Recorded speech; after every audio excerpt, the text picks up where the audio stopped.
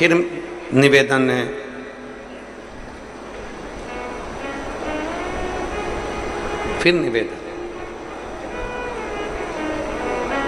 कि नौकरी पर वहीं जाना अच्छा लगता है जहां स्नेह हो।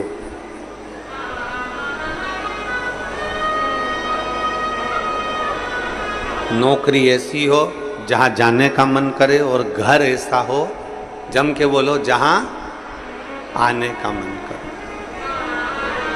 घर ऐसा कब हो सकता है? चप्पल कौन कौन पहनता है? जूता कौन कौन पहनता है? अरे हाथ तो उठाओ, चप्पल जूते तो पहनते होगे, ठीक है। कोई 7 नंबर की, कोई 8 नंबर की, कोई 6 नंबर की, कोई 9 नंबर की, कोई 10 नंबर की, कोई 11 नंबर की, कोई 12 नंबर की चप्पल पहनते हैं, जूता पहनते हैं।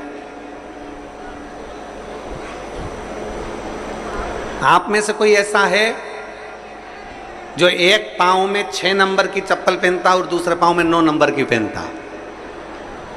कोई नहीं पहनता। चप्पल का नंबर 1 होना चाहिए। ये 5 नंबर की है तो ये भी, बोलो बोलो जम के बोलो, 5। ये 6 की है तो ये भी 6 की। ये 8 की है तो ये भी 8 की। पर कई घर ऐसे हैं जिन घर में पति और पत्नी को भी एक ही नंबर में रहना चाहिए, पर इनका नंबर गड़बड़ हो रहा है।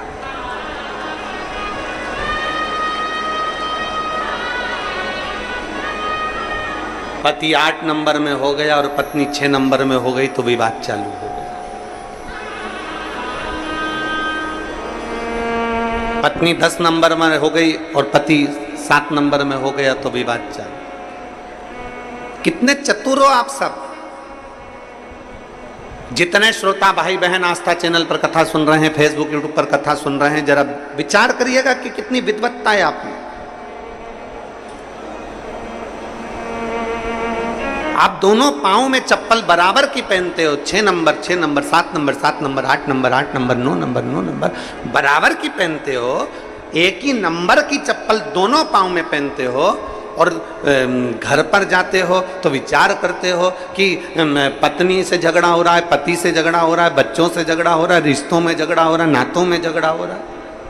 नहीं, शिव महापुराण की कथा कहती है अपने घर के प्रत्येक व्यक्ति का आपस में तालमेल मिलना चाहिए, नंबर 1 ही होना चाहिए, सबका सामंजस्य मिलकर चलना चाहिए।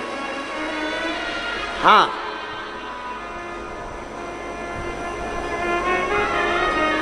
एक बात हो सकती है, कभी कभी तालमेल नहीं मिल पाता तो फिर आखिरी में छोड़ना पड़ता। तालमेल नहीं मिल पाता तो फिर छूटता। कोई कोई चप्पल जूता ऐसा होता है कि वो काटे जाए काटे जाए काटे जाए, पांव में छाला आ जाए, पांव में तकलीफ आ जाए, काटे जाए काटे जाए काटे जाए तो फिर छोड़ना पड़ता।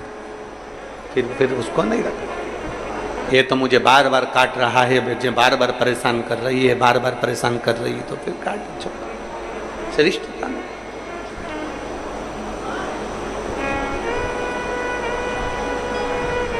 जूते, कपड़े और रिश्ते, कौन कौन सी चीज जम के बोलो जरा, सब बोलो। जितने भिलाई वाले बैठे हो सब बोलो, आस्था चैनल पर जो कथा सुन रहे हैं वो भी बोलो। जूते, कपड़े और रिश्ते। जब ये तंग करने लगे, जूते पांवों में कष्ट देने लगे, कपड़े शरीर पर कष्ट देने लगे, और रिश्ते भी हमको कष्ट देने लगे, तो समझ लेना कि ये तुम्हारे साइज के नहीं हैं, ये अपने साइज के नहीं हैं। जूते अगर कष्ट दे रहे हैं पांव में तो समझ लो कि हमारे साइज के नहीं हैं। कपड़े पहन रहे थे, तंगा गए, यहाँ से फटने लगे, कहीं यहाँ से तकलीफ दे रहे हैं, कहीं यहाँ से तकलीफ दे रहे हैं, तो समझ लो कि कपड़े हमारे साइज के नहीं हैं। और रिश्ते, संबंध। दूसरे गाली नहीं दे रहे हैं, अपने ही अगर अपने को गाली दे रहे हैं, अपने ही अपने को अपशब्द कर रहे हैं, अपने ही अपने को कोस रहे हैं, अपने ही अपने को आड़ा टेढ़ा बोल रहे हैं, तो समझ लेना रिश्ते भी तुम्हारे साइज के नहीं हैं, तुम इनके साइज के नहीं हो। इसलिए जो जूता कष्ट दे उसको त्याग दो, जो कपड़ा कष्ट दे उसको मत पहनो, और जो रिश्ता आपके जीवन में आपको तकलीफें देना प्रारंभ कर दे, प्रयास करो उसको एक ओर कर भगवान की भक्ति में रमना प्रारंभ करो।